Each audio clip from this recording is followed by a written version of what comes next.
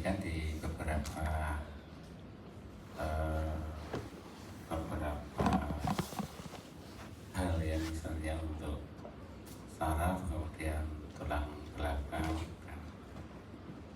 Sebenarnya penelitiannya ini masih sedang berlangsung itu, sehingga dari Kemenkes menetapkan bahwa uji klinis ini berbasis layanan. Harusnya kan secara etik bahwa harus ada uji klinis dulu, kemudian baru untuk layanan nanti, karena mahal dan cukup waktu yang lama, mungkin masih 5-10 tahun ke depan. Namun demikian sampai sekarang sudah 1-2 tahun terakhir ini sudah mulai banyak dilakukan dengan payung hukumnya adalah penelitian atau riset berbasis layanan. Ya, kita mulai aja ya. Sepertinya slide-nya ya hari ini seperti yang lalu ya. Jadi harapannya setelah pertemuan hari ini kita bisa tahu apa definisi dari luka, kemudian manifestasi klinis dari luka, ya, bentuknya seperti apa, kemudian klasifikasi luka, kemudian bagaimana proses penyembuhan luka terjadi, dan beberapa faktor yang mempengaruhi penyembuhan luka. Dan yang paling akhir tentunya kita di layanan kesehatan mampu untuk memberikan terapi atau advice ya kepada pasien secara langsung atau kepada caregiver atau apa ya, bisa perawat, bisa orang-orang yang kalau di luar itu ada seperti social worker gitu ya, yang biasanya merawat untuk pasien-pasien tertentu. Nah, ini salah satu contoh kasus ya. Ini sebenarnya cukup menarik. Di seorang pekerja memotong kayu di pohon, karena kadang-kadang gergaji itu kalau kena kayu kadang-kadang kan dia kayak berhenti begitu ditarik. Nah, ini mengenai wajahnya ya, seperti ini ya. Nah, ini kita bisa lihat perkembangannya. Jika kita bisa merawat luka dengan baik itu, bahwa luka bisa sembuh dengan baik, memberikan hasil kosmetik yang baik meskipun tidak langsung kelihatan. Jadi butuh beberapa saat ya. Ini kita bisa lihat ya, itu sesaat sebelum operasi. Ini kontrol pertama itu kan masih ada benangnya gitu ya. Kemudian pasiennya kita minta senyum ya, bukan mau lihatkan giginya, tetapi kita mau lihat bahwa nasolabial. Jadi pada prinsipnya kalau ada perlukaan di daerah sini, jadi kita ingat bahwa nervus facialis itu akan keluar lewat sini ya, di dekat telinga sini ya, dari preaurikuler sini, kemudian dia akan bercabang 3, satu ke arah sini, satu ke arah nasolabial sini, satunya ke sini ya. Jadi makanya kalau ada trauma di situ atau ada gangguan saraf itu kan orangnya biasanya kayak teror. Nah, ini pada pasien ini kita bisa lihat jadi ya simetris, dan ini lipatannya masih ada. Nah, kalau kita cermati pada orang-orang stroke atau orang-orang yang perlukaan pada saraf atau nervus facialisnya ya, itu biasanya ini tidak bisa seperti itu ya. Jadi kita perlu identifikasi yang baik. Ya, pertamanya tentunya wajahnya nggak seperti ini, berlumuran darah. Ini kan setelah kita bersihkan ya. Di prinsipnya tenang, kemudian diidentifikasi ya. Nah, apa itu luka? Luka itu adalah satu proses kerusakan secara mekanik atau fisik ya. Jadi biasanya kerusakannya ya, tubuh itu kan dibungkus oleh kulit ya. Jadi kerusakan kulit ya karena suatu tindakan yang disengaja maupun yang tidak disengaja. Jadi satu kekerasan atau irisan karena proses operasi. Ya, sebabnya kita tahu bahwa bisa karena bermacam-macam ya, bisa secara kimia ya, kemudian bisa secara fisik ya. yang menyebabkan bahwa ada disruption atau kerusakan tarian bisa ya, sehingga diskontinuitas atau keberlangsungan kulit itu sampai kemungkinan di jaringan di bawahnya ikut luka. Nah tergantung jadi bahwa kalau perlukaannya seperti apa, seberapa besar trauma itu, apakah trauma itu direct atau trauma indirect. Kalau trauma direct ya kemungkinan perlukaannya lebih besar ya, seperti itu ya. Dan kalau indirect ya kemungkinan kita lihat ada di beberapa tempat namun besarnya juga tidak sebesar kalau trauma direct. Nah ini akan mempengaruhi kerusakan di dalam jaringan itu sendiri ya, apakah hanya kulitnya, apakah suputannya, apakah ototnya, atau kalau misalnya kita bicara tentang abdomen, apakah iparnya kena, alien, seperti itu, usus, seperti itu. Jadi tergantung tadi besaran trauma yang diterima. Nah kalau kita bagi berdasarkan waktu, luka itu bisa kita bagi atas kronik dan akut ya. Kronik itu biasanya lebih dari, ada yang mendefinisikan kronik itu lebih dari 6 bulan, ada yang menyebutkan lebih dari beberapa bulan. Jadi kadang-kadang yang sering kita pakai ini ya 6 bulan ya, tapi meskipun seperti apa masih demikian ada beberapa literatur yang menyebutkan bahwa kronik ini tidak salah berapa bulan, saya agak lupa beberapa, tapi ini yang sering kita pakai ya lebih dari 6 bulan. Kenapa 6 bulan? Jadi nah pada dasar ini makanya kalau kita misalnya mendapatkan pasien-pasien dengan parut, jaringan parut atau skar hipertrofi, kalau ini belum lebih dari 6 bulan, harapannya kita masih bisa memperbaiki tanpa dengan operasi, misalnya dengan beberapa pemberian alat atau krim atau gel seperti itu, kemudian silikon seperti itu. Ya ini adalah manifestasi klinis ya, manifestasi klinis utama itu ada 3 ya. Jadi kalau misalnya tadi kita tahu bahwa ini adalah proses kimia ya, mekanik ya gitu ya, prosesnya proses fisik atau mekanik, terjadinya kerusakan. Kalau kita lihat ada kerusakan pada kulit sampai jaringan bawahnya, kita lihat kulit itu paling ngeri ya, jadi ada ujung-ujung akhiran saraf itu ada di kulit, sehingga kalau ancamannya itu kalau kita diterangkan kulitnya hilang, ditumbuhkan kulit lagi. Jadi kalau ada tadi kita tahu bahwa ada disruption, ada perlukaan atau kerusakan bawah, maka yang dirasakan ya, manifestasi klinisnya diantaranya dari ya. Kemudian yang kedua, selain saraf di kulit itu ada pembuluh darah ya. Jadi kalau ada tarian, robekan, irisan, sehingga jika mengenai pembuluh darah maka terjadi perdarahan. Kita artikan bahwa pembuluh darah itu bentuknya tidak harus pembuluh darah arteri vena seperti itu, tapi kapiler juga merupakan bagian dari pembuluh darah, sehingga kapiler kecil apabila ada retraksi, tarian ya, terjadi robekan, di perdarahan sebagai manifestasi dari luka tadi. Kemudian yang ketiga, kita ingat bahwa kulit itu mempunyai satu kelenturan tertentu ya. Jadi kalau misalnya terputus atau tertarik gitu, maka dia akan terbentuk celah. Nanti kita lihat gambarnya ya.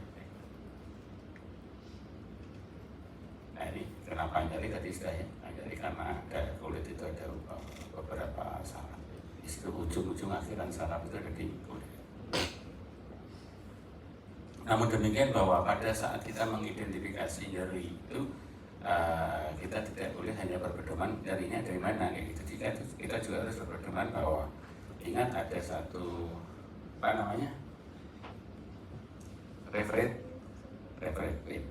Reference pain itu kalau misalnya lukanya di daerah mana, nyerinya tidak hanya dirasakan di daerah situ, tetapi juga dirasakan di daerah lain. Nah ini sesuai dengan inervasi sarafnya ya. Jadi kalau kita lihat dermatom itu kan ada yang melingkari, nah, jadi sesuai dengan saraf yang menginervasinya. Kalau sarafnya sama, kemungkinan nyerinya akan dirasakan di tempat yang lain dengan saraf yang sama.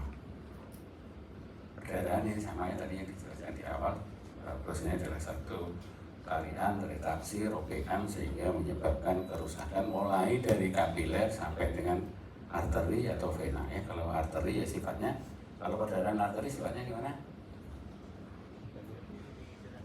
Lebih keras, lebih deras.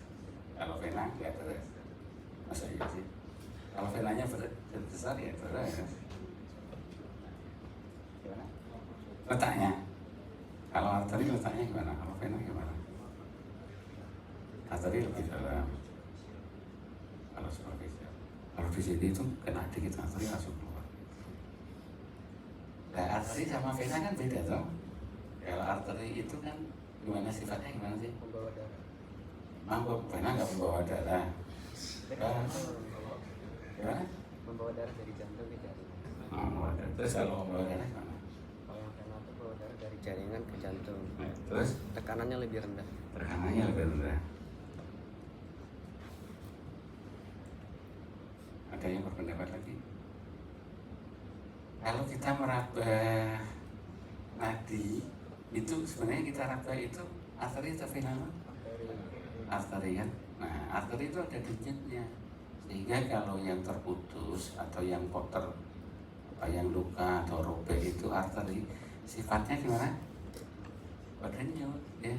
Itu jadi kalau misalnya ada berdarah keluar berhenti kayak memancar kayak itu, nah itu berarti arteri. Tapi kalau mancar tapi keluarnya terus tidak pulsating, jadi istilahnya pulsating. Makanya kalau kita itu apa? ECG itu kedokteran apa? Keterampilan klinis itu kan pulsasi arteri. Jadi kalau misalnya yang terkena itu arteri, maka sifatnya pulsating. Pulsating itu nyembur berhenti kayak gitu ya, sesuai dengan detak jantung. Jadi bedanya itu. Nah ini ya itu satu apa ya celah ya, ini karena ada otot itu kan mempunyai apa ya, daya tarik, jadi misalnya daya tarik itu bukan kemudian dia tertarik, nah, tapi dia kekuatan dari origo insersionya. Jadi kalau misalnya ada itu ototnya, jadi kalau kulit juga harus sama. Jadi kalau misalnya ada robekan gitu, maka dia akan tertarik ke asalnya ya. Nah ini contohnya seperti ini. Jadi contohnya misalnya ini serabutnya ke arah sana ya. Coba kulit itu kan ada garis-garis langer ya. Kalau kita ngirisnya tidak, garis langer itu ini, jadi kan ada garis-garisnya kan di wajah, di lengan, di pergelangan itu kan ada garisnya. Nah kalau ada irisan atau tarikan yang tidak sesuai dengan garis itu, maka robekan itu kan menyebabkan celah ini. Makanya pada saat kita operasi biasanya kita usahakan untuk membuat irisan yang sesuai dengan garis langer ya. Jadi kalau ada perlukaan trauma, ada terjadi kerusakan ya, disruption arahnya seperti ini, maka hasil akhirnya terbentuk celah. Pada saat kita melihat luka atau mengidentifikasi luka, itu yang perlu kita sampaikan, yang perlu kita visualisasikan atau kita gambarkan, kita sampaikan, itu pertama adalah atas luka. Apakah tepi lukanya itu tajam, tepi lukanya rata, tidak rata. Nah itu perlu kita sampaikan ya. Jadi kepentingannya bukan hanya untuk evaluasi luka saja, tetapi terutama kalau kita dapatkan ini di UGD malam-malam atau dini hari, jangan-jangan kasusnya ini adalah kasus kriminal kayak gitu ya, kriminal ya, bisa KDRT, bisa pencurian, pencopetan, pengeroyokan, sehingga hati-hati. Pada saat kita menuliskan tepi luka ya, tepi luka kanan kiri seperti apa, kita bisa mengidentifikasi misalnya tepinya satunya lurus, satunya lengkung. Oh ini yang digunakan misalnya pisau dapur seperti itu. Kebutuhannya adalah untuk buat pisau meter. Kemudian dindingnya seperti apa sih ya itu, compang samping atau rata. Oh kalau rata biasanya karena benda tajam, kaca, pisau. Tapi kalau compang samping karena traumatik, geseran, pukulan kayak gitu. Kemudian dasar luka seperti apa? Dasar luka apakah otot, apakah tulang atau lemak, itu perlu disebatkan. Kemudian khusus untuk beberapa bagian, misalnya di abdomen yang harus disebutkan nampak darah atau urin atau bile ya, bile itu empedu ya, atau tampak usus ya, misalnya tampak feses, kemudian benda asing, ini perlu kita sebutkan sehingga selain untuk kepentingan bagaimana kita menangani pasien itu, kita juga bisa memberikan laporan kepada penyidiknya. Hati-hati ya, kalau lupa selalu dicatat kasus-kasus terutama. Jadi 3 kali dapat pasien seperti ini, sudah jelas yang mengantar polisi tidak dicatat dengan baik, tidak didokumentasikan dengan baik, kemudian 2-3 minggu kemudian pengacara datang, kemudian menuntut, menanyakan ini penyebab kematiannya kenapa, apakah kemarinnya mengantuk, itu datanya tidak lengkap. Ini kan sayang sekali, data yang ada ternyata dicocokkan dengan data yang di Sasito berbeda, satu kiri satu kanan, ya pusingnya jadi itu. Nah pada kasus seperti ini kalian bisa bukan hanya ditulis, tetapi kalau bisa difoto ya. Jadi kalau misalnya ada, kadang-kadang kita itu karena load pasiennya tinggi, kiri tertulis kanan gitu ya. Apalagi kalau ada over misalnya gantian jaga dari dokter Halim. Ya jadi kalau bisa didokumentasi bagaimana caranya foto, ya foto harus dilihat ya. Jadi jangan hanya kelihatan dari samping aja, dari samping, dari atas, dari bawah, sehingga kita bisa mengidentifikasi daerahnya daerah mana. Kemudian juga jangan, kalau hidung ya hidung aja, hidung aja kadang-kadang kita lihat jangan-jangan identifikasinya bisa lain ya. Misalnya tekuan lengan ya, tekuan lengan kalau ngambilnya salah kira-kira seperti interglutea nanti ya. Nah ini macam-macam luka, jadi luka juga selain itu kita bagi berdasarkan waktunya, kita bagi berdasarkan yang lain, bisa tergantung penyebabnya, karakteristiknya ya, level dari infeksinya, tipe lukanya, berdasarkan waktunya tadi ya. Kemudian berdasarkan hubungan dengan kavitas atau rongga tubuh yang lain. Nah ini kalau berdasarkan penyebabnya itu atau asalnya itu ya bisa karena tadi ya, bisa karena kecelakaannya, insidensi, atau karena yang sengaja kita buat irisan atau operasi. Nah ini klasifikasi yang lainnya sebenarnya bisa kita baca, bisa kontusi itu juga pukulan itu ya, tekanan, pukulan, kontusi, abrasi itu gores ya kayak gitu. Diskoriasi atau abrasi, laserasi itu robekan ya. Jadi kalau misalnya kulit itu kan mempunyai daya elastis, kalau ada tekanan tarian yang melebihi dari daya elastisitas kulit itu, maka akan terjadi laserasi. Jadi proses laserasi ini hampir mirip dengan insisi. Kalau insisi kan irisan, tetapi kali ini karena ada satu proses mekanik yang melebihi dari kekuatan elastisitas kulit sehingga terjadi laserasi. Ini cut atau insisinya tadi sama ya, dengan irisan, saber ini atau slash ini luka sebenarnya sama ya, hanya saja ini penyebabnya pedang gitu ya. Step ini tusuk ya, stabun ya tusuk, kemudian keras ini injury, biasanya luka remuk ya, kalau misalnya kecelakaan kayak gitu, luka gigitan ya, luka gigitan tuh bite wound ini kita sebut dengan vulnus morsum ya. Itu kemudian mix ya, kayak kita biasanya dapat luka itu bukan hanya satu macam ya, ada abrasinya, ada laserasinya, sehingga kita sebut dengan mix wound. Dan ini kalau di daerah luar biasanya banyaknya luka tembak, itu kita sebut dengan vulnus clobberator. Nah ini kalau kita identifikasi kan kelihatan sebenarnya kan, kita tadi kalau mengidentifikasi luka kita lihat tepinya seperti apa. Ini tepinya gimana nih? Rata kan? Tepinya rata ini. Kalau rata berarti ini benda aja ya gitu. Dan dasarnya tulang ya. Kemudian tertampak apa? Ada pasir, ada jendelan darah, kita sebutkan ukurannya berapa kayak gitu. Kemudian kalau kita buka ya, kita buka identifikasinya. Seperti kita supaya jelas di bawahnya kan seperti ini langsung ditutup, nanti kita tidak tahu di bawahnya ada apa. Kita buka seperti ini ya. Kemudian kita perbaiki. Nah ini kan berbeda dengan tadi ya. Kalau tadi kan degloving itu lukanya kulitnya terbuka, kayak pakai sarung kalau dibuka. Kalau ini kan abrasi atau ekskoriasi, kelihatannya ini skin loss, ini kulitnya kan hilang, kayak gitu. Kalau ini luka irisan, ingat ya, ini kan tepinya lurus, ini tengkung, kemungkinan ini pisau dapur seperti itu. Nah ini bedanya apa kalau ini sama ini? Bedanya apa? Ini lihat, ini perdarahannya masih aktif ya. Perdarahan aktif ini biasanya ini adalah satu luka akut ya. Tetapi kalau kita sudah lihat ada slots ya, ada pus, ada jaringan nekrotik, oh ini berarti lukanya luka kronis. Luka kronik atau chronic wound itu adalah satu luka yang sebenarnya luka kronis itu adalah luka akut. Luka akut yang mengalami kegagalan pada saat penyembuhan luka ya. Jadi chronic wound is acute wound fail to heal ya. Jadi prinsipnya itu. Jadi kalau misalnya ini nanti penyembuhannya tidak baik ya nanti jadinya sama seperti ini. Nah ini tadi kalau crash injury seperti ini kerasnya kamu, kemudian kalau luka tembak seperti ini ya.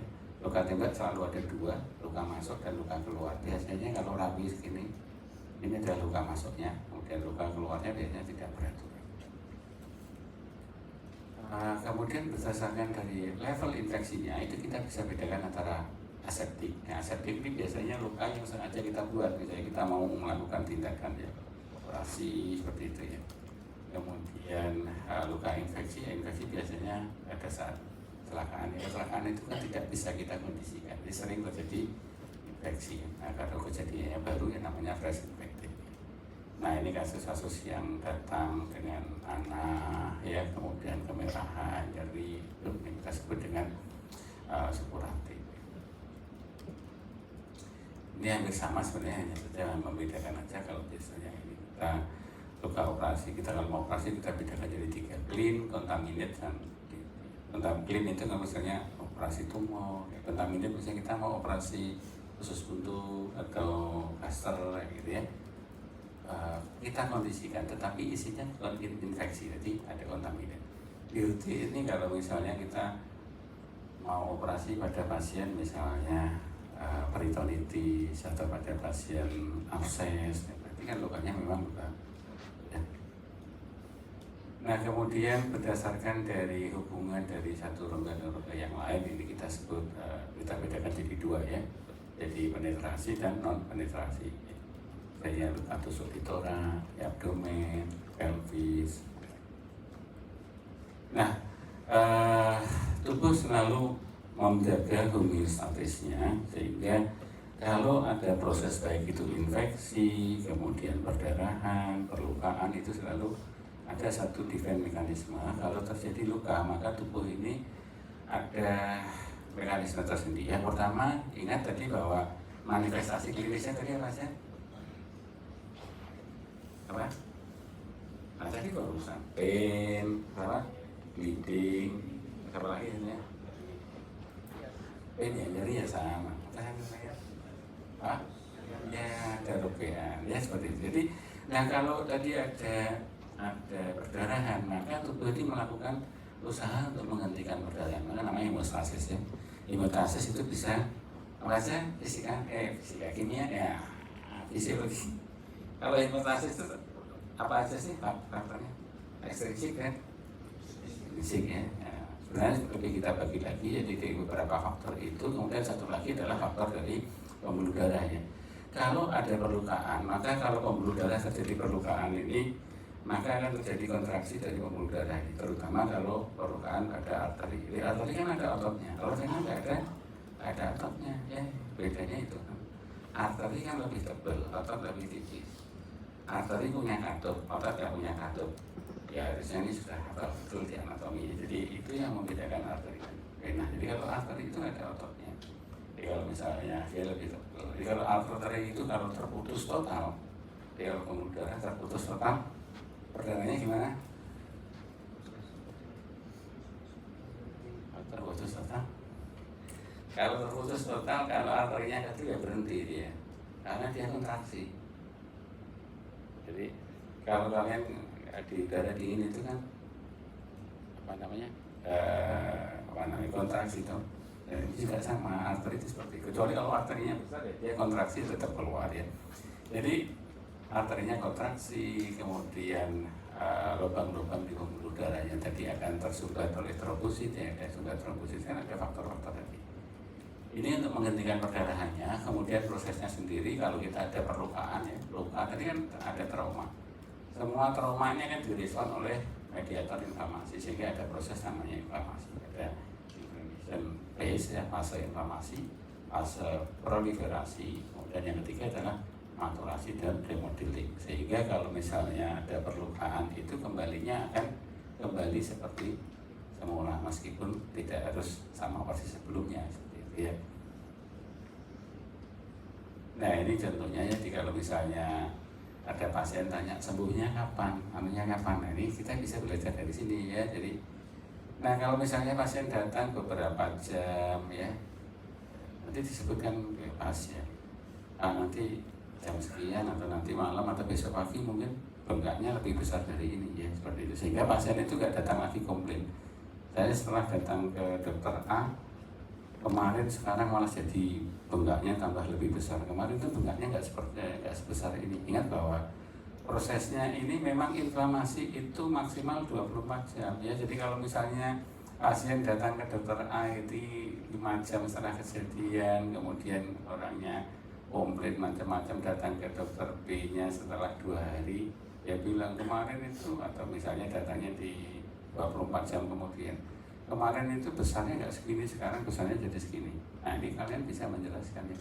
Memang inflamasi atau peradangan itu pusatnya atau puncaknya jadi 24 jam pertama. Ya, jadi kalau misalnya pasien dijelaskan, pasien tidak miskomunikasi ya. Pada saat awal ini akan terjadi perdarahan, koagulasi ya, aktivasi dari platelet dan aktivasi dari sistem komplement.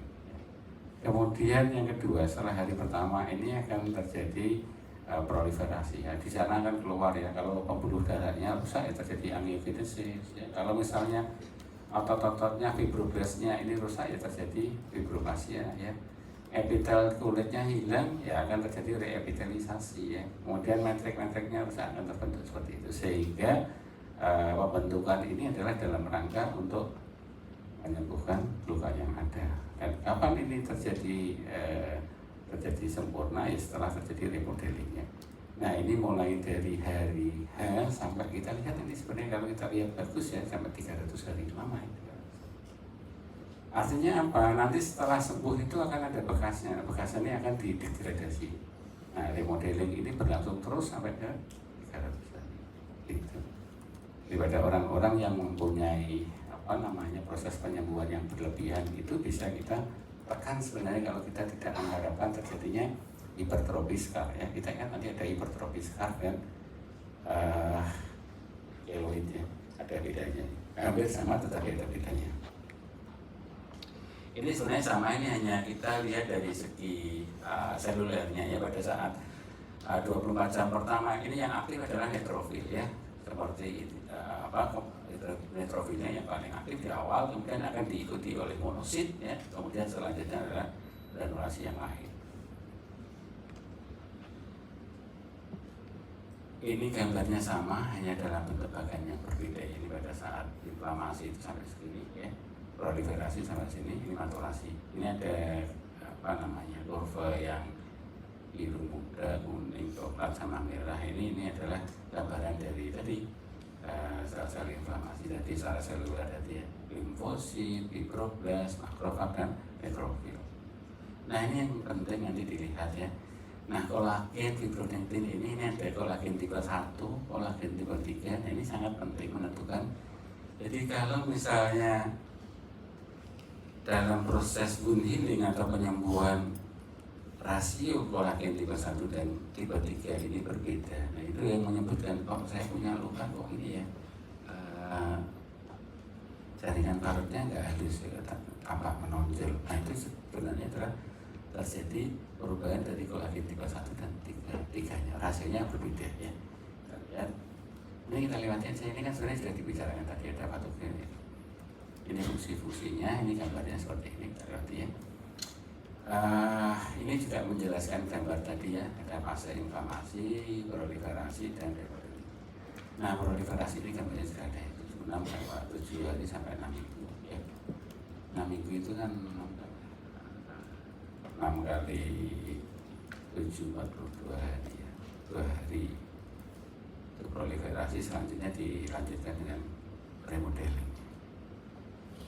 Nah ini tanda inflamasi, jadi kalau misalnya ada trauma maka sel-sel ada mediator inflamasi akan keluar dan tandanya ada 4 ini ya.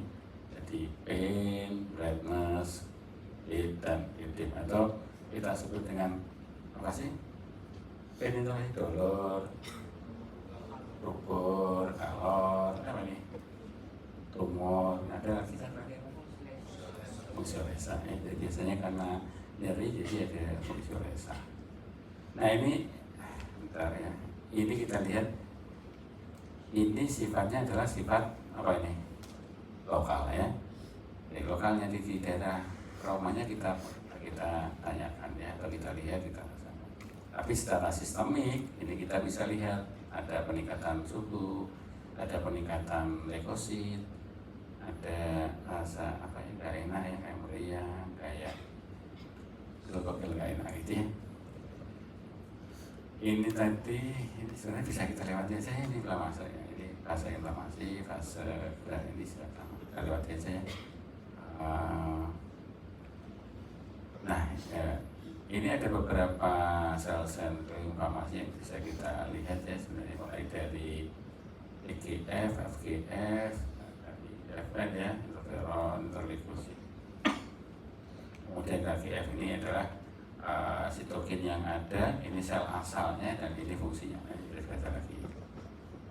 Jadi kalau misalnya yang rusak kulitnya, kulit itu kan ada apa aja kulit itu? Kulit apa aja? Epidermis dan dermis. Makanya di sini di sitokinnya itu ada. Kalau masalahnya di epidermis ya yang berfungsi ini ada epidermal growth factor. Itu ya, jadi kita lihat nanti bisa dibaca lagi. Ini fase 2 memilih proliferasi sama ya, proliferasi ini nanti kita lihat ya, ini aktif tadi kan kita lihat oleh hari kedua ya. Nah terbentuk kolagen, nah ini yang perlu kalian pelajari supaya nanti kalau dapat pasien itu lukanya bagus ya, penyembuhannya bagus. Kalau terjadi, oh ini kok terjadi, orang bilang keloid ini jadi besar ini kita bisa cegah jadi ya. Bagaimana kalau misalnya kalau lukanya kotor dibersihkan sebaik mungkin, kalau mau bersihkan gentle, pelan, bagus ya, jadi tidak banyak manipulasi, biasanya kan hasilnya kan bagus ya. Oke. Nah proliferasi ya, fase proliferasi ini sebenarnya tandanya adalah dari produksi dari kolagen ya. Jadi kenapa prinsipnya kalau kolagen itu terbentuk ya, kalau kolagen terbentuk ya inilah tandanya bahwa fase proliferasi itu telah mulai ya, mulai dari ke-7 sampai ke 8. Nah ini gambar kasarnya seperti ini ya. Jadi kalau luka itu bisa menutup kalau ujung-ujung ini ketemu ya. Nah bagaimana kalau misalnya tadi kita menyebutkan luka tanpa ada, misalnya ada jaringan mati ya, jaringan nekrotik, atau ada tulang, ada misalnya ada pasir, itu harus diambil. Kenapa? Ini di sini dia akan menghalangi pertemuan dari epitel-epitel ini. Jadi pada prinsipnya kalau kulit ini bisa menutup, bisa menyatu kalau tidak ada penghalangnya ya, prinsipnya seperti itu. Jadi sel ini atau kulit ini bisa ketemu antara epitel dengan epitel, sama kayak kalian kalau bisa ketemu bisa bersatu itu kalau nggak ada penghalangnya, prinsipnya sama seperti itu. Sehingga kalau di dalam luka itu ada benda asing ya, itu harus diambil. Kalau ada sel mati itu harus diambil. Karena apa? Benda asing, sel mati ini adalah penghalang dari bertemunya dari ujung-ujung epitel sel yang sebelah sini dan sebelah sini. Kita lewati aja ya, kapitalisasi, kemudian di grup ini juga sama ya. Yang penting itu, nah ini sebenarnya ini. Jadi luka itu kalau ketemu ujung-ujung itu sebenarnya bukan hanya kemudian ujungnya ketemu kemudian, tetapi ada faktor lain ya. Ini adalah ada kontraksi ya, ada kontraksi sehingga apa? Tapi itu kalau kalian lihat itu kalau luka lama sembuh itu kan kayak tertarik ke dalam. Sebenarnya adalah kontraksi ya. Kontraksi sehingga apa? Ada tarian gitu ya, sehingga lukanya yang jauh itu menjadi dekat ke tengah seperti itu. Jadi kalau luka yang lama itu kan kayak membentuk kayak sumur gitu. Nah ini yang perlu dijaga sebaik mungkin sehingga bisa ketemu dengan baik. Nah tergantung lukanya sejauh apa, biasanya perlukaan itu sering biasanya mengakibatkan kerusakan pada folikel rambut, pada keringat, sehingga pada bekas luka itu orang nyebutnya pitak gitu ya, itu kan apa nggak ada folikel rambutnya, jadi tahu ya pitak ya itu, kemudian kelihatan putih itu tidak ada folikel rambutnya. Oh, maaf. Nah ini kemudian, nah ingat bahwa kalau bisa bahwa ini ya, bahwa ketebalannya itu harus diatur atau dijaga, dimaintain dengan baik supaya apa, tidak terjadi hipergranulasi, bisa tidak terjadi keloid seperti itu ya. Nah ini pertumbuhan ini ya, kolagennya ya mulai diproduksi itu ini ya, hari ketiga sampai 7, kemudian akan disintesis dengan gen ya, kemudian remodeling bisa tidak ada lagi kira-kira di hari tadi kan 7 minggu, 6 sampai 7 minggu kira-kira 42 hari ya. Nah ini seperti ini. Jadi kalau pada saat penyembuhan luka itu terjadi perubahan dari kolagen tipe 1 dan kolagen tipe 3 ya, normalnya itu kan 4:1. Pada kasus-kasus tertentu, trauma yang kasar, trauma yang tinggi, yang tidak gentle ya, atau dalam, luas, penyembuhan lama, ini biasa terjadi perubahan kolagen tipenya. Yang tadinya tipe 1 dan tipe 3 itu 4:1, ini bisa berubah jadi 2:1, sehingga jaringan parutnya itu teraba membesar itu membesar itu kayak timbul seperti itu ya. Ini fase maturasi ya, jadi setelah terjadi jaringan parut tadi akan diabsorpsi, dibuat remodeling supaya menyerupai keadaan semula ya, begitu ya. Jadi kalau pasien mau operasi tanya, atau ada perlukaan tanya ya, misalnya ke iris atau apa, dok nanti bisa balik lagi seperti semula enggak? Kira jawabannya gimana? Ya seperti semula enggak? Kalau hati kalian dilukai bisa seperti semula enggak? Enggak ya, sama ya. Kalau kertas itu di apa? Diuntel-untel kan nggak? Diremas-remas itu nanti dibuka lagi ya nggak akan sama ya. Tetapi dia fungsinya akan sama, dia akan menutup lagi ya. Karena apa? Biasanya permintaan pasien itu pengennya kosmetik sebaik mungkin ya. Jadi kosmetik sebaik mungkin itu tidak harus sama ya. Artinya kalau kita membuat perlukaan itu bisa kita sembunyikan ya. Ada daerah lekukan ya kayak gitu. Atau kita ambilkan jaringan lain untuk menutupi ya. Jadi kalau ditanyakan kembali seperti semula ya nggak bisa ya. Nah nanti ada bedanya antara keloid dan hipertropik scar ya, bedanya nanti. Kalau hipertropik scar itu dia lebih besar dari ukuran aslinya. Jadi kalau misalnya kita punya luka 5 cm, itu nanti kalau hipertropik scar itu ukurannya tetap 5 cm, tapi dia lebih besar. Tetapi kalau keloid dia ukurannya lebih besar dari 5 cm, bisa 6 cm, bisa 5,5 seperti itu ya. Dan biasanya kalau hipertropik scar ini lebih gelap ya. Karena apa? Kayak tadi ini ya, kalau keloid itu jumlahnya itu dia tidak pernah turun. Grafiknya pada saat maturasi sel seperti ini sampai 300 hari. 300 hari baru berhenti. Ya, ini sebenarnya ringkasan saja ya untuk prosesnya atau proses penyembuhannya ya. Ini kan tadi kan prosesnya hemostasis, ada inflamasi fase ya yang terjadi itu ya. Kemudian terjadi proliferasi, kemudian terjadi maturasi.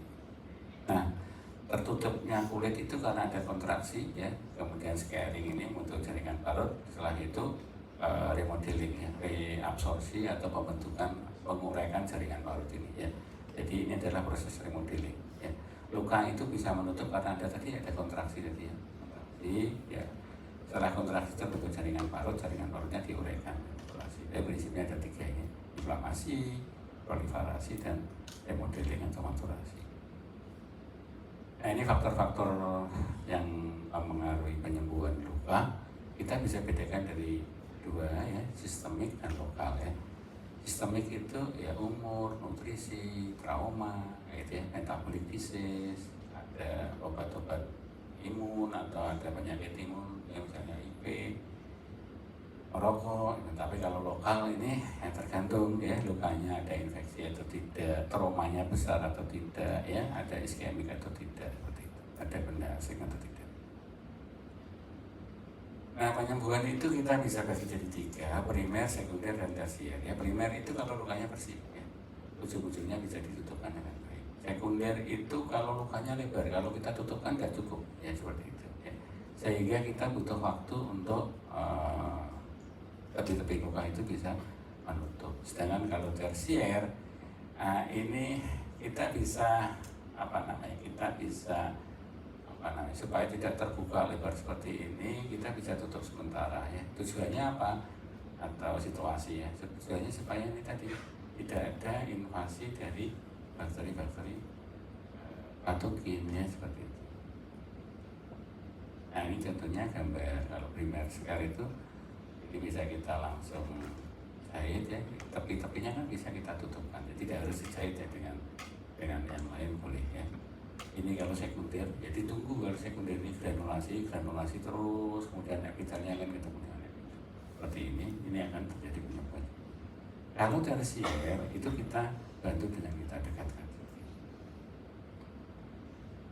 Ini untuk manajemen luka akut ya, tadi saya jadi dilihat dalamnya, tepinya, ya ada jaringan mati atau tidak, jaringan mati yang diambil gitu. Kemudian kalau kita mau membersihkan atau debridement ya, dianestesi, dibersihkan, jaringan kotornya diambil ya, diirigasi. Kalau ada perdarahan dihentikan perdarahannya, jaringan mati diambil ya. Nah, awalnya tadi, setelah itu jangan lagi ya, supaya tidak menghambat. Jika perlu antibiotik, kalau tidak, kalau lukanya cukup luas diberikan antitetanus ya. Kemudian tepi-tepi luka didekatkan. Ya, kemudian dilihat ya, kalau misalnya bagus ya sudah, kalau misalnya ada nanah ya di drainage. Nah, ini contohnya, ini kalau misalnya ada tepi luka yang mati ya dihilangkan.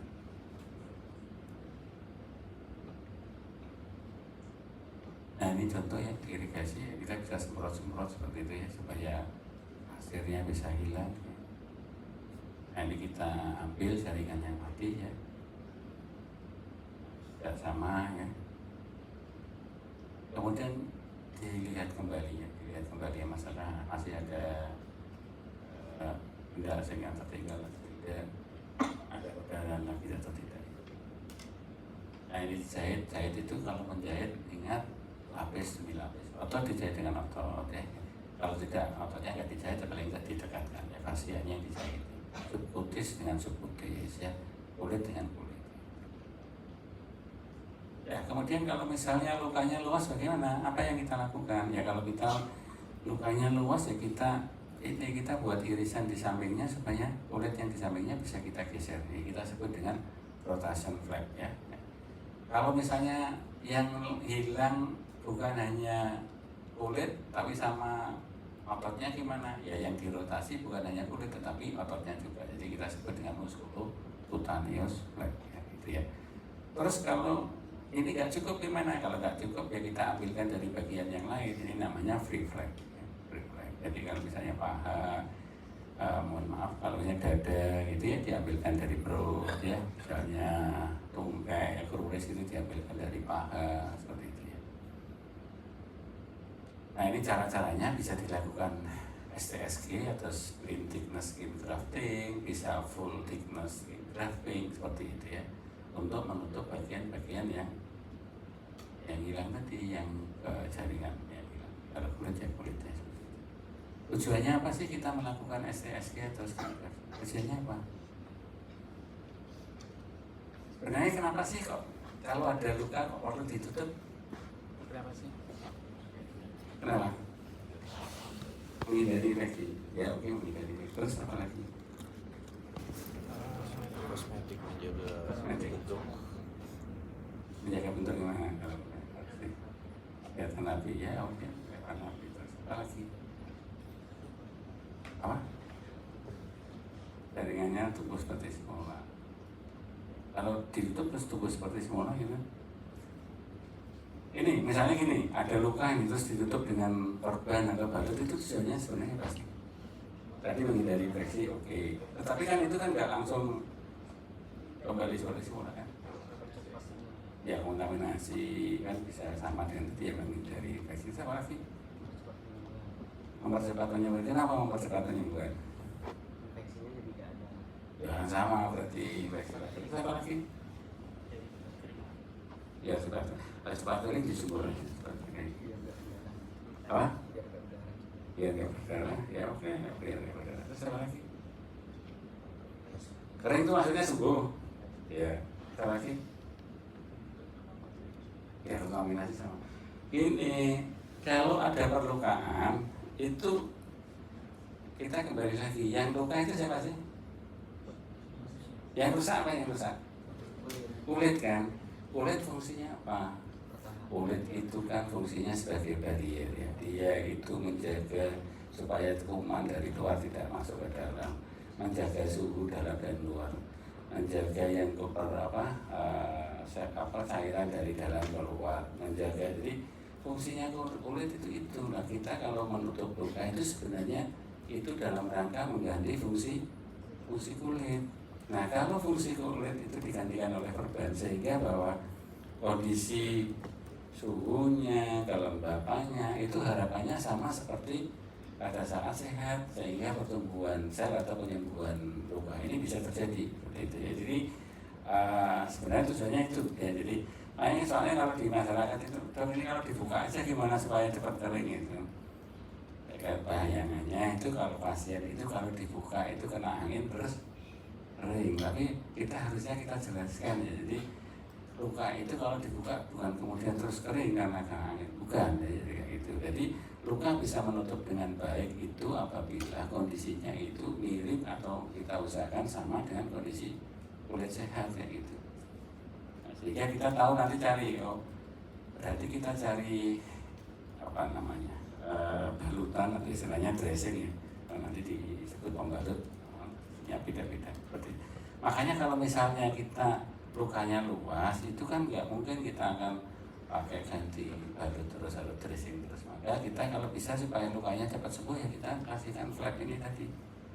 Jadi kalau misalnya kalian kurang uang kan bisa dipinjamkan uang dari sebelahnya. Prinsipnya kan seperti itu. Flap itu kan kayak gitu. Jadi kita bisa mengambilkan sebagian dari milik kita untuk yang membutuhkan. Seperti ini prinsip dari flap itu gitu, sehingga tidak perlu menunggu waktu cukup lama untuk terjadinya proses penyembuhan. Maaf. Nah ini bagaimana kalau misalnya dari tubuh kita sendiri tidak cukup? Nah ini kita bisa lakukan xenograf ya. Xenograf ini biasanya diambilkan dari ya donor, dari orang lain yang mendonorkan kulitnya, kan seperti itu ya, dari ibu ke anaknya atau dari siapa ke siapa seperti itu. Ya ini kalau misalnya ekstrimnya ya kadaver, ini yang dijual biasanya kadaver atau banyak itu kalau di luar ini kulit babi yang digunakannya.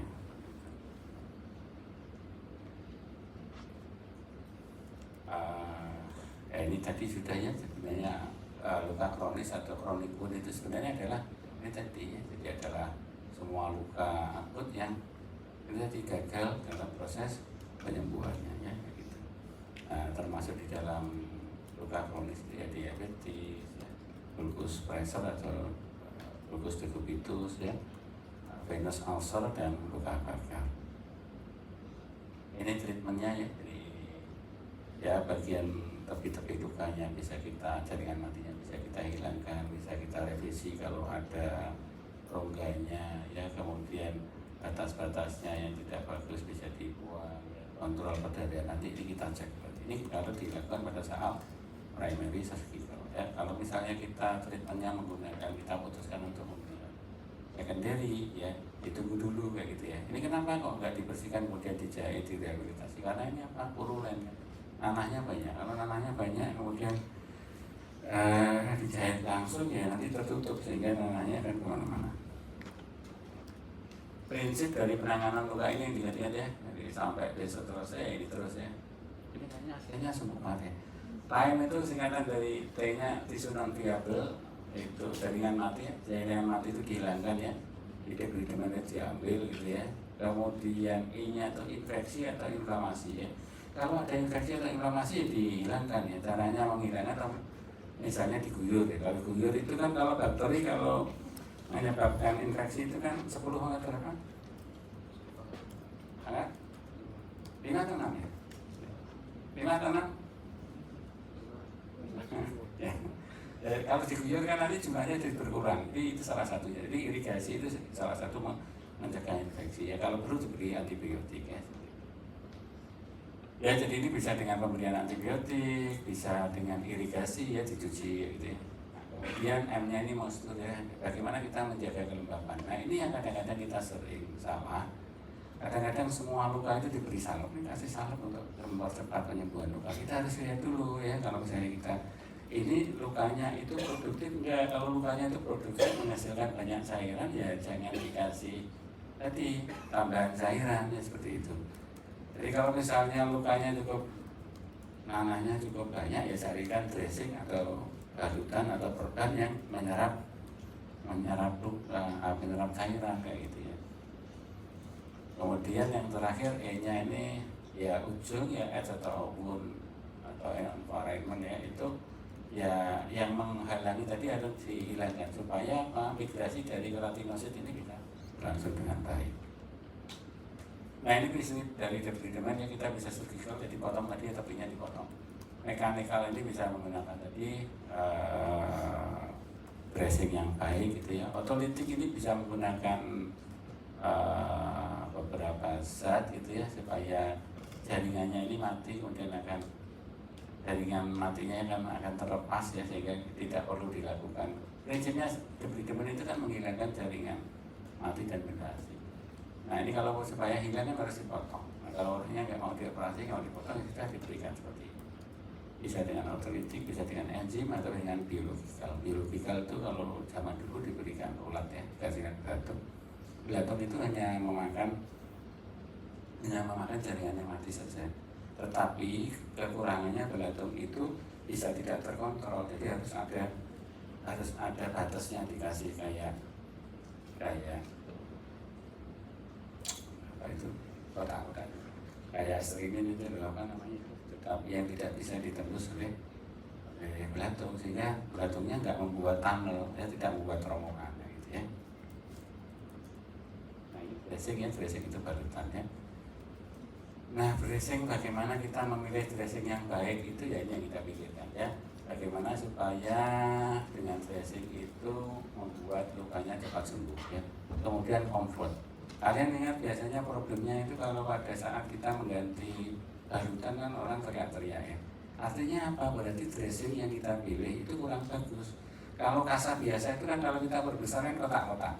Kotak-kotak itu lubang dari kotak-kotaknya itu bisa terisi, kalau luka itu kan keluar cairannya. Terisi dari cairan yang keluar itu bisa darah, bisa discharge yang lain. Itu kalau kering dia nempel ke kasanya. Sehingga kalau diangkat rasanya nyeri. Yang pertama berarti itu non comfort. Ya kita cari yang comfort, yang relatif tidak lengket. Ya sekarang banyak namanya LA. LA itu low adherent. Bisa bentuknya busa, bisa bentuknya seperti teflon, itu seperti itu. Kemudian pada saat diangkat nggak nyeri ya, kalau tidak lengket kan nggak nyeri. Kemudian yang penting ini ya, supaya nggak bau ya, kan nggak enak banget ya kalau misalnya coba lihat itu kalau nanti di poli bedah itu kan ada satu pasien yang di rumah dirawat nggak bagus itu dengan di rumah sakit terus diganti yang bagus, di sana nanti nggak punya kan, diganti seadanya ini baunya itu kemana-mana ya. Kalau bisa kita cari dressing itu yang bisa menyerap ini, supaya baunya ini terkontrol ya. Non alergenik, jadi ada yang dressing itu kalau habis dipakai kemudian merah-merah ya alergi ya. Kita hindarkan yang non alergi, non iritasi. Kalau iritasi itu ada namanya, jadi harus ditempel, dikledek, kemudian ada perlukaan namanya apa ya, namanya marsi ya. Tahu marsi? Marsi itu medical adhesive related skin injury. Jadi kalau setelah diplaster terlupas itu malah jadi lecet ya, merah ya. Ini namanya marsi. Kadang-kadang ada bula, ada benjolan, ada kayak balonnya. Nah kemudian kalau bisa permeable ya, permeable. Jadi ada pertukaran udara. Tetapi kalau kita tujuannya untuk debrid ya kadang-kadang non permeable, aman ya, non traumatik ya. Pada saat diangkat, kalau tadi lengket pada saat diangkat itu yang terangkat bukan hanya bukan hanya balutannya tetapi epitelnya ikut terangkat. Jadi kalau luka itu harapannya kan bisa tumbuh epitel baru. Nah kalau ini traumatik, epitel yang tadinya sudah tumbuh itu ikut terangkat, jadi traumatik ya. Jadi kalau kita pilihnya non traumatik ya. Kalau non traumatik supaya nggak nyeri, epitel yang nggak terangkat, nggak luka lagi gitu. Ingat itu lihat pada waktu mengganti perban itu pada saat diangkat harus ada perdarahan baru lagi.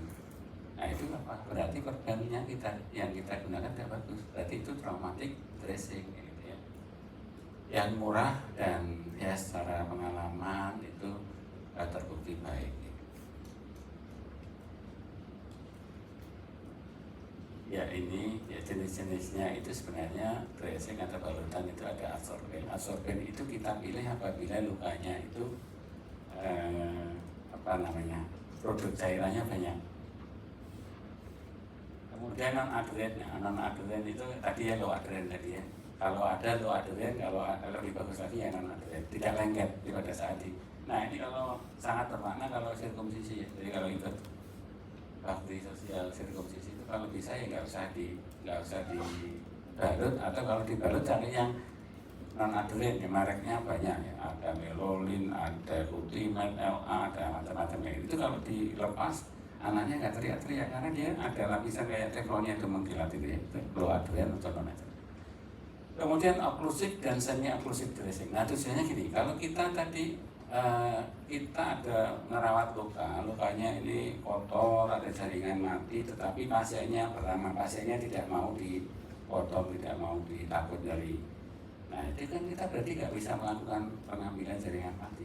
Atau dia posisinya di ICU ya, daerahnya terbatas ya. Kalau di bius mungkin pasiennya malah meninggal.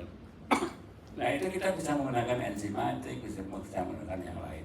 Nah pada saat menggunakan enzimatik, menggunakan otolitik itu lukanya kita tutup dengan dressing yang oklusif ya.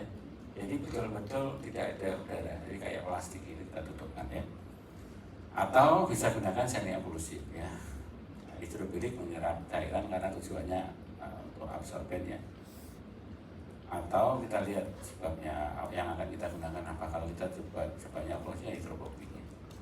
Menggunakan hidrokoloid supaya lukanya bagus ya, lunak, tidak iritasi, biasanya kita tambahkan ya, hidrokoloid.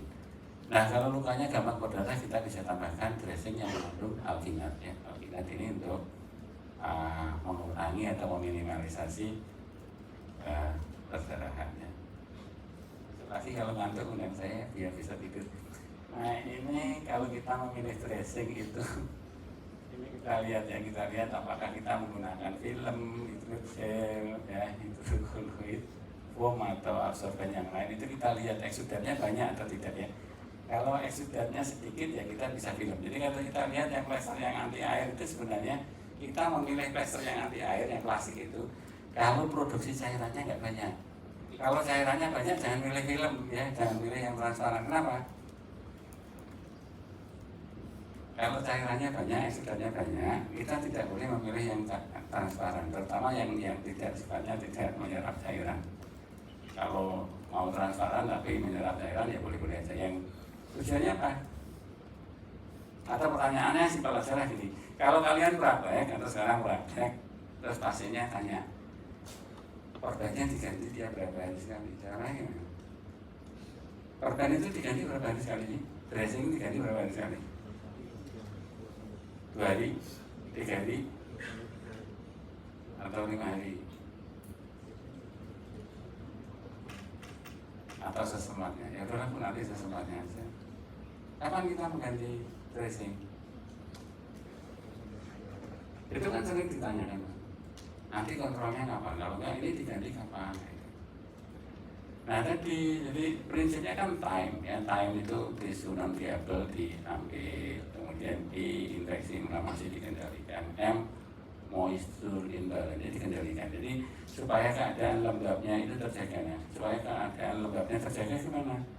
Ya kalau berarti kan kita prinsipnya itu kapan dressing diganti atau baru diganti tadi, itu berarti poin yang M tadi.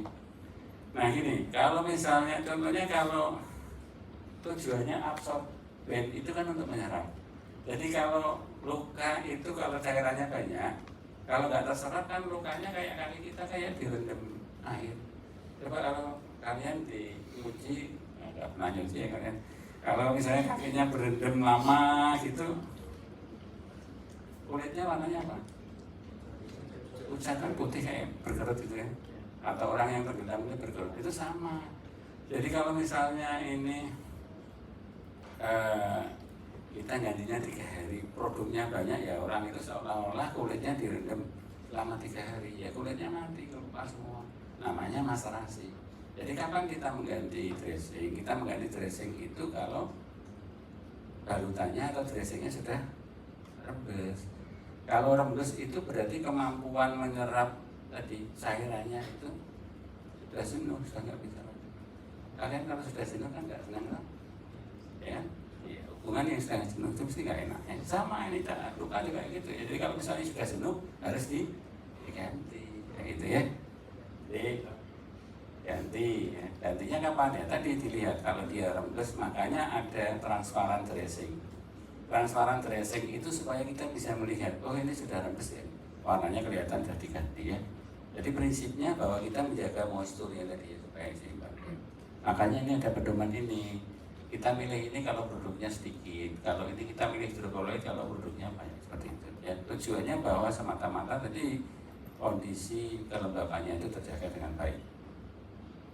Ya, kalau ditanya berapa kali ya, kalau setiap kali rembes diganti. Nah sekarang kalau luka bakar kapan diganti? Kalian dapat merawat luka bakar, kapan kita mengganti balutan luka bakar? Kapan?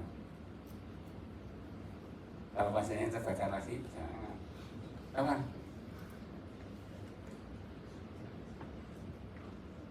Ya sama prinsipnya ya, mau luka apa saja sama ya. Jadi kalau luka bakar itu kalau rembes diganti, tetapi kalau misalnya tidak rembes ya luka bakarnya cukup 5 hari 7 hari sekali baru diganti. Jadi prinsipnya sama ya. Luka itu dressingnya diganti saat rembes itu harus diganti. Itu saya senangnya. Ganti tetanus ini kalau lukanya cukup luas ya, jangan lupa tanya riwayat vaksinasi ya. Terakhir kapan ya? Jenis lukanya seperti apa? Apakah perlu diberi booster tetanus atau tidak? Atau cukup dengan TT? Atau jika perlu sekarang ada pilihannya adalah TIG ya, monoglobulin ya. Nah ini dari WHO nih. Ya itu yang bisa saya sampaikan ya. Sebenarnya kuliahnya ya, luka ya gitu-gitu aja. Tetapi nanti kalau praktek ya pasien itu ya yang paling banyak itu luka, batuk pilek sama diare. Ya kira-kira 4 itulah yang merawat luka, batuk pilek, diare. Jadi sehingga menjadi penting meskipun kelihatannya sederhana bagaimana kita bisa merawat luka dengan baik. Pasien luka itu pasiennya 1 tapi kunjungannya bisa beberapa kali ya. Kita pasien 1 kunjungannya bisa 10, 20 kali seperti itu. Apalagi yang luka-luka kronis. Belum saya akhiri, ada yang ditanyakan? Ada? Ya, yang terakhir tadi ya, yang saya sampaikan di awal tadi ya, jadi sekarang sedang dikembangkan penyembuhan luka itu dengan stem cell. Ada yang tidak menggunakan stem cell murni, tetapi hanya menggunakan beberapa, bisa menggunakan exosomnya saja, bisa menggunakan banyak ya, dari bagian sel multi potensialnya itu bisa diambil mana saja yang di sekarang sedang dikembangkan sehingga perkembangannya sekarang ini bukan hanya ini saja tetapi sedang dikembangkan proses baru ya. Jadi di injeksinya tinggal kita hitung selnya kira-kira dalam 2 kali 2 cm itu butuh berapa juta sel ya. Kita tinggal kalikan ya. 1 sel 1 rupiah ya. Jadi kalau kita butuh 2 juta sel ya berarti 2 juta rupiah ya. Kalau kita butuhnya 10 juta sel ya berarti 10 juta rupiah. Itu kira-kira seperti itu dari saya. Itu kurang lebihnya, mohon maaf. Assalamualaikum warahmatullahi wabarakatuh.